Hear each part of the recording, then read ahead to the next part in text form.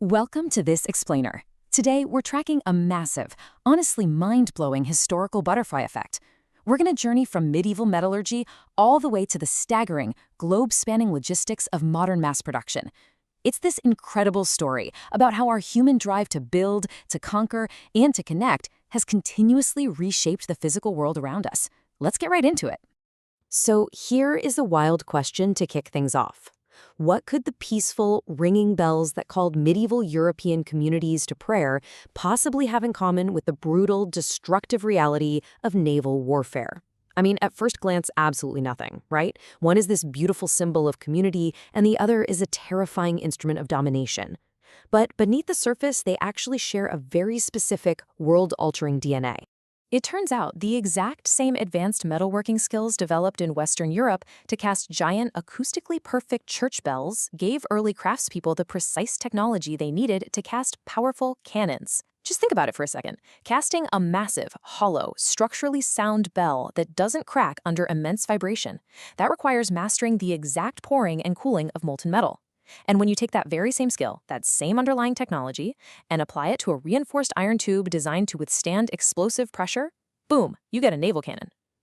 This specific technological pivot, from church bells to cannons, gave European powers a crucial military edge that completely shifted the global balance of power, especially out on the high seas. Now, to really understand how we scaled up from those bespoke, handcrafted medieval cannons to modern global industry, we've got to look back at the sheer scale of early human logistics. Moving impossibly heavy things in a highly coordinated way, that's not exactly a new concept for us. Back in 2700 BC, building the Egyptian pyramids meant managing 6 million tons of stone blocks. Fast forward to the early Middle Ages, around 700 AD, and the builders of the Mesquita Mosque in Spain were coordinating the production and delivery of 846 massive supporting pillars from across the entire Islamic Empire.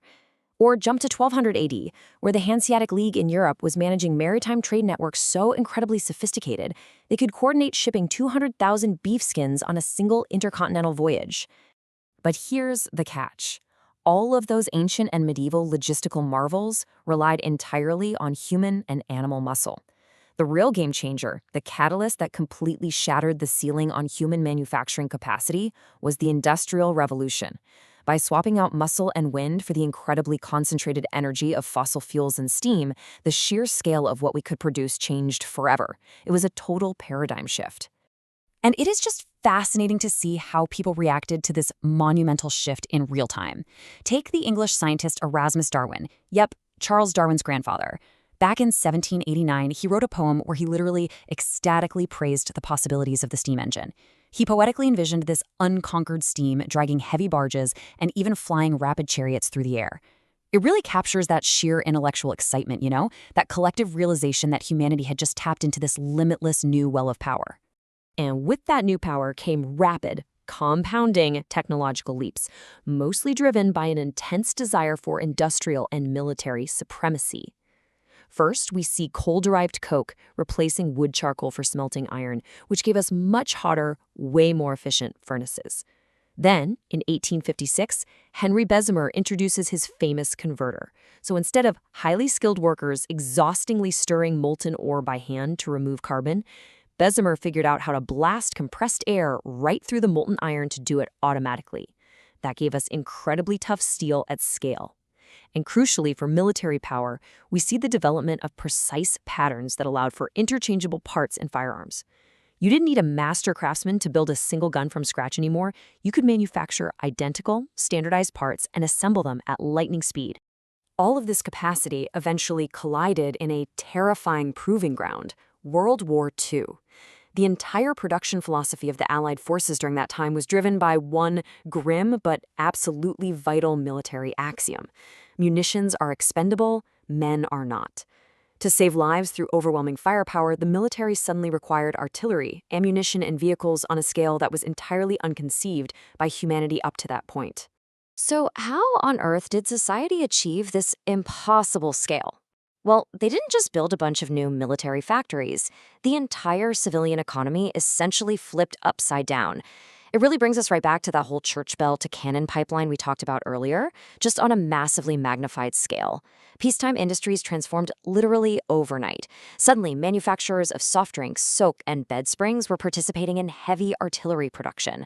Large silverware manufacturers switched gears to make surgical instruments. A company that made electric refrigerators, they started churning out machine guns. And honestly, this is wild. A company that previously made concrete burial vaults began manufacturing 100-pound bombs. It was this incredible pivot where everyday civilian know-how was instantly repurposed for wartime necessity. To truly grasp the sheer volume of what that civilian pivot produced, the historical output ledgers from the Ordnance Department are just staggering to think about. We're talking over 2 million trucks. And the ammunition? 1 billion rounds of artillery ammunition. That is a billion with a B. And that included 889 million rounds for guns and howitzers alone. The logistical nightmare of just tracking, storing, and shipping all these items, let alone actually manufacturing them, required entirely new systems of human organization. To put that into perspective with just one specific weapon, let's look at the .50 caliber machine gun. To hit the massive scale the military required, manufacturers had to standardize parts across completely different factories and actually pool their closely guarded industrial secrets. Through these groups called industry integration committees, bitter corporate rivals were suddenly sharing raw materials, machine tools, and vital technical skills. By 1944, this unprecedented teamwork pushed the production capacity of this single type of machine gun to 45,000 units a month. By the end of the war, they had produced a staggering total of nearly 2 million of those weapons. When the dust finally settled, post-conflict analyses revealed something pretty remarkable.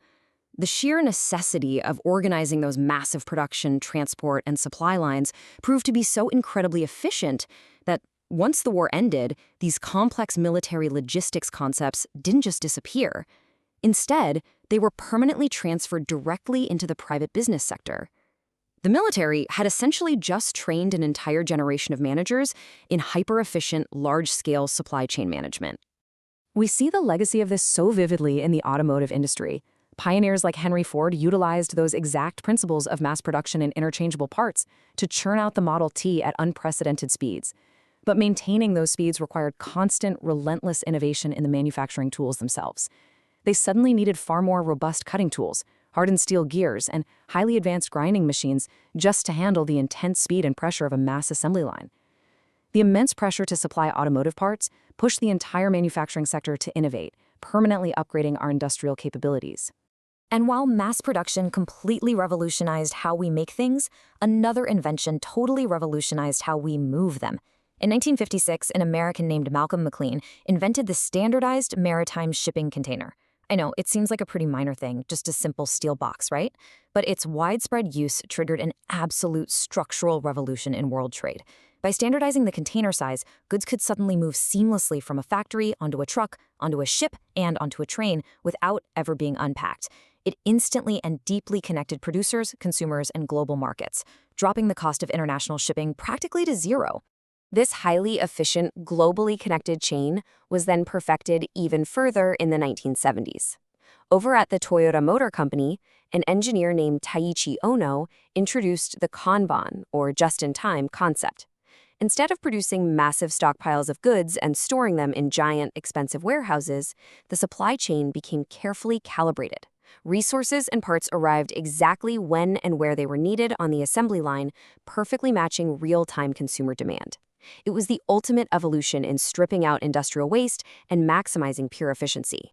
So, as we wrap up this explainer, I really want to leave you with a provocative thought.